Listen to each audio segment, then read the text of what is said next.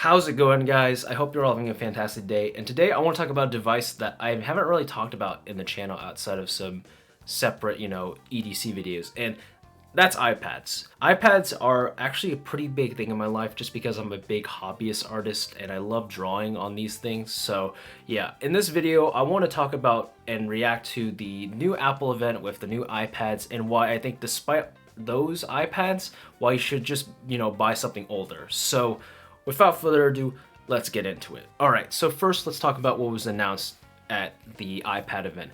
And I gotta say, the new iPad Pros and iPad Airs are pretty cool. So let's talk about the iPad Air first, actually, just because it's a smaller thing. It's literally just a refresh of the iPad Air with M2, along with a 12.9-inch model.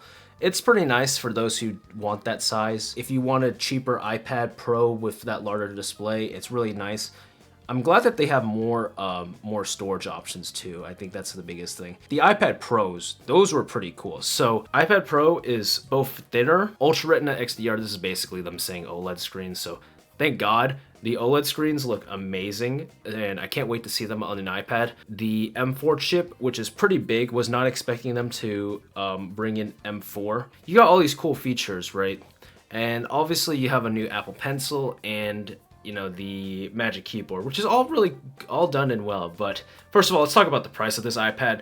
Like, holy moly, $1,000 for the 11-inch model is crazy to me. Especially, like, I get it why it's probably that because of the OLED technology, but still, I mean, that's literally, you're approaching laptop territory, or you're basically in laptop territory. And literally, this is like the same price as like an M3 Mac or an M2 MacBook Air for the most part, and obviously we'll get into the software issues. But yeah, I mean, imagine paying how much is the 13-inch if you want to spec it all out, right? Let's see how much it is.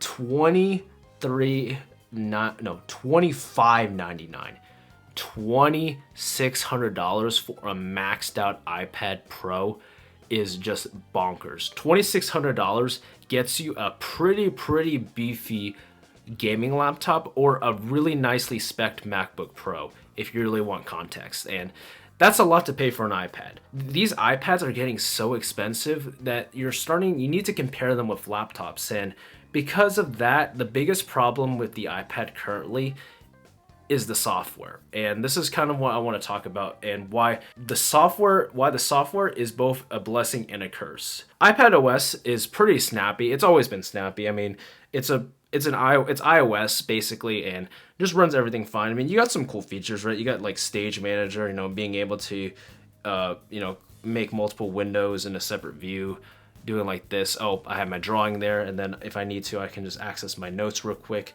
And then let me just go to Safari real quick, right, and just do that. And I can move these windows around. I mean, that's cool and all.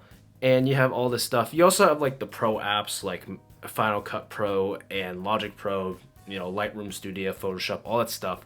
But the problem with the iPad is that despite all of these cool features and stuff like that, there's just very specific Mac or PC related tasks that just work better on a Mac or a PC for that matter. And just that lack of support of sideloading and all that stuff is why this thing is just, it feels so restricted. I mean, like, you go into, I can't use this to do my work, I can't, I don't, IntelliJ doesn't exist on iPads, so I can't use my iPad to work, but yet it costs just as much as a laptop, which is supposed to be a device that I use for my job.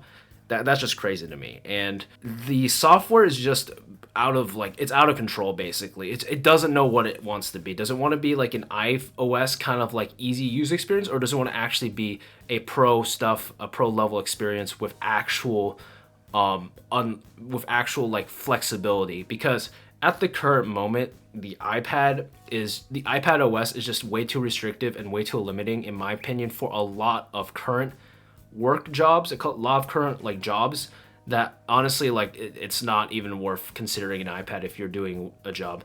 The only two times I would ever recommend getting an iPad is for two specific groups. Students who like taking notes, because honestly, like the note-taking device on an iPad, the note-taking experience on an iPad is fantastic.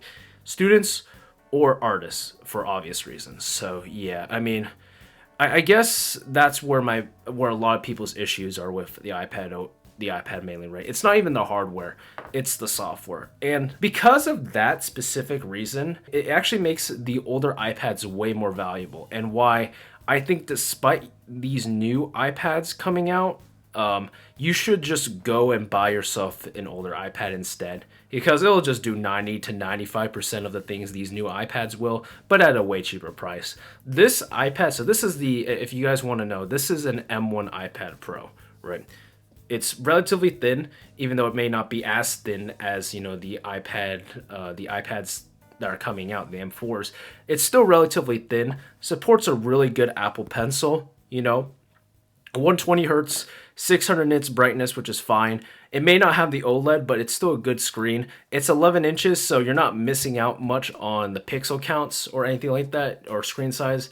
And now that the M4s are out, these things are just going to keep on driving down in price. And like I can see an M1 iPad Pro going for like around 500 to 400 to 500 bucks, basically, whenever the M4 iPads get out. And at 400 bucks, getting 90 to 95% of the experience as these new M4 ones for most tasks, like that's an absolute steal. And I would always recommend, like when it comes to like value, obviously always go for that one, since you're not missing much really. Now I do want to preface that we are still ways away from WWDC, so who knows, maybe Apple will introduce some exclusive AI features for the iPad Pros, but I mean still, I mean even like getting like an M1 or M2 iPad in general is overpowered for most tasks. It can run mobile games, it can run literally anything that you throw at it just fine. And this is just mainly a PSA to mainly consider those older generations. Stop always thinking about getting the latest and greatest, especially with these devices, when the main problem with them isn't even the hardware, and the company is mainly only focused on that. So yeah, I'm gonna go ahead and conclude it here. I just wanted to give my thoughts on the iPad currently and why, despite the new ones coming out, you should just buy an older version instead. It'll do you just fine for literally almost anyone, unless you're very, very specific. Hopefully you guys enjoyed the video. If you did, make sure to leave a like, and I'll talk to you guys in the next one. Later.